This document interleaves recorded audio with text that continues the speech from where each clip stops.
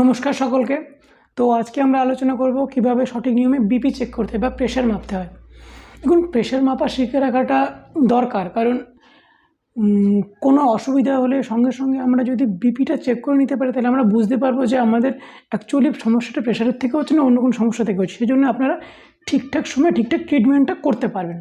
তো এই ব্যাপারে তো আজকে পুরোটাই ভিডিওটাতে সব কিছু আলোচনা করবো যে নর্মাল বিপি কোনটাতে হাইপার টেনশনের জন্য বিপি হতে পারে, কিংবা কোন বিপি হলে আপনারা তৎক্ষণাৎ হসপিটালাইজ করতে পারেন, এই সবগুলো আজকে আলোচনা করবো। তো চলুন প্রথম থেকে ভিডিওটা first of all BP check শিখতে গেলে কিংবা জানতে গেলে কিন্তু কয়েকটা জিনিসের প্রতি আমাদের জ্ঞান থাকা দরকার, কিংবা একটা ধরনের জিনিস জেনে নেওয়া দরকার। সেগুলোর মধ্যে কি প্রথম হলো কি নর্মাল বিপি কোনটা, কোন রেঞ্জটাকে আমরা নর্মাল বিপি বলবো, কোন রেঞ্জটাকে আমরা হাই ব্লাড প্রেশার বলবো, এটা একটা কথা। কোন মেশিন দিয়ে আমরা বিপি মাপবো বা প্রেশার দেখবো, এটা একটা ব্যাপার। কীভাবে দেখবো, এটা একটা ব্যাপার। এই সবগুলো কিছু কিছু টেকনিক আছে, কিছু কিছু মানে লজিক আছে, সেইগুলোকে মেনে আমাদের কাজগুলো করতে হবে। তো ফার্স্ট আসি যে নর্মাল বিপি কোনটা। নর্মাল বিপি হচ্ছে 120/80। এটা 120/80 যেটা আছে, এইটা কীভাবে আমরা বুঝবো, বা নর্মাল ব্লাড প্রেশার মাপতে গেলে আমাদের কোন কোন যে 120/80 যেটা বললাম, এটা কিসের উপর ভিত্তি করে দাঁড়িয়ে থাকে। দেখুন, সিস্টোলিক আর ডায়াস্টোলিকটাকে এটা আগে জানতে হবে। প্রথমে আমরা দেখে নিই যে ডায়াস্টোলিকটা কী। ডায়াস্টোলিকটা হচ্ছে কি, সারা দেহের দূষিত রক্ত যখন রক্ত ও নালীর মাধ্যমে যদি ফুসফুসে এসে পৌঁছায়, সেই ঘটনাটাকে আমরা বলি হচ্ছে ডায়াস্টোলিক। আর সিস্টোলিক কী হচ্ছে, সেই দূষিত রক্ত ফুসফুসে যখন শোধিত হয়ে, যখন বিশুদ্ধ রক্ত হয়ে যখন সারা দেহে ছড়িয়ে পড়ে, সেই ঘটনাটাকে আমরা বলি হচ্ছে সিস্টোলিক। তাহলে সিস্টোলিক আর ডায়াস্টোলিক বোঝা গেল।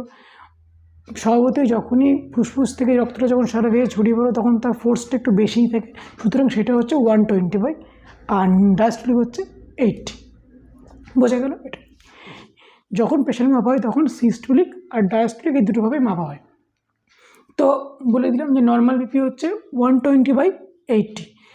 পাশের ফটোটাতে দেখুন যে নর্মাল বিপি কোনটা, কোন কন্ডিশনটা হলে হসপিটাল করতে হবে, কোনটাতে হাই ব্লাড প্রেশার, সবগুলো দেওয়া আছে।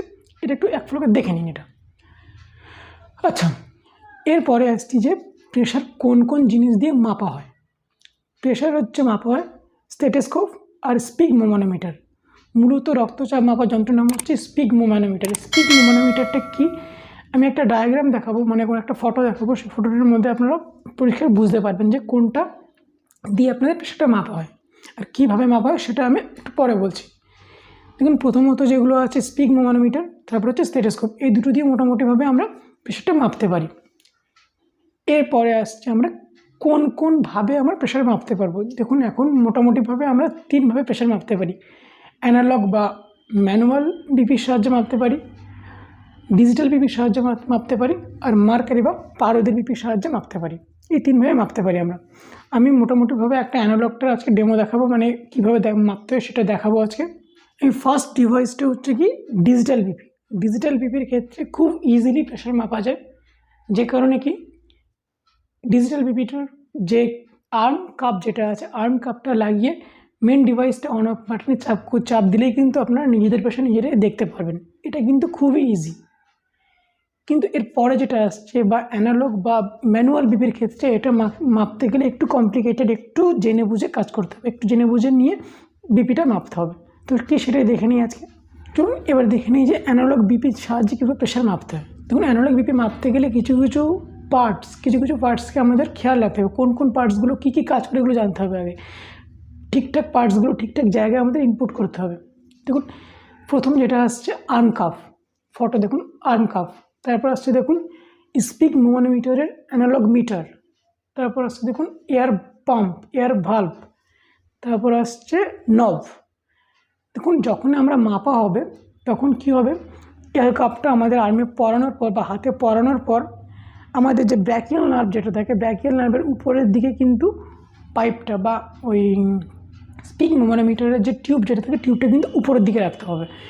রাখার পরে আমাদের যে ভাল্ব যেটা আছে, যেটা দেখুন যে ভাল্ব যেটা আছে, ওই ভাল্বটা দিয়ে পাম্প দিতে হবে। পাম্প দিলে এখানে অনেকটা প্রেশার পড়বে।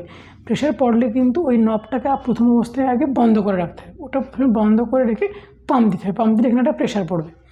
প্রেশার পড়ার পরে কী করবেন, দেখবেন যখন অ্যানালগ মিটারটা যখন 120 বাদে যখন 140 হয়ে যাবে, 160 হয়ে যাবে, ওরকম জায়গায় মোটামুটি কাঁটাটাকে তুলে নিয়ে আস্তে আস্তে নবটাকে স্লো করতে বা ঢিলে দিতে হবে। ঢিলে দিলে আস্তে আস্তে পাম্পটা ছাড়বে।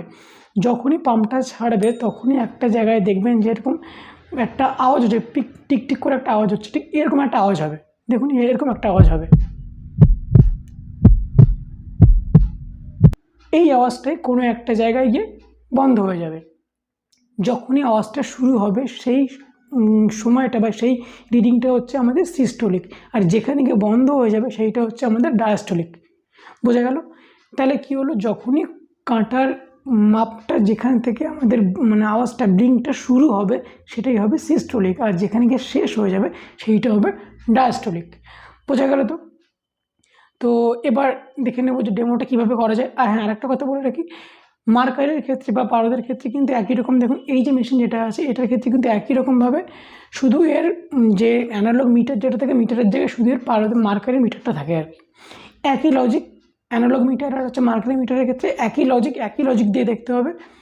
দেখলে কিন্তু আপনারা সঠিক বিপিটা বুঝতে পারবেন। তো চলুন দেখে নিই, যে ডেমোটা দেখে নিই।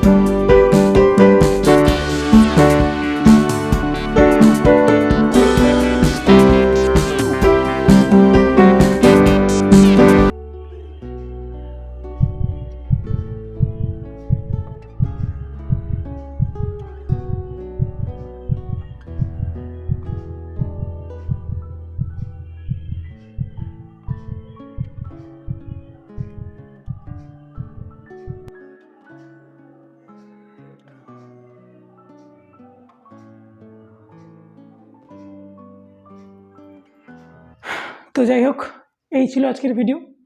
তো দেখুন ভিডিওটাতে মোটামুটিভাবে একটা চেষ্টা করলাম, যে একটা ধারণা দেওয়ার চেষ্টা করলাম যে কীভাবে আপনাদের নর্মাল বিপি কিংবা প্রেশার চেক করতে পারবেন। তো ভিডিওটা ভালো লাগলে লাইক করবেন, আর বেশি বেশি পরিমাণে শেয়ার করবেন যাতে এরকম হেলথ টিপস সবাই পেতে পারে। তো দেখা হচ্ছে পরের কোনো ভিডিওতে। ধন্যবাদ।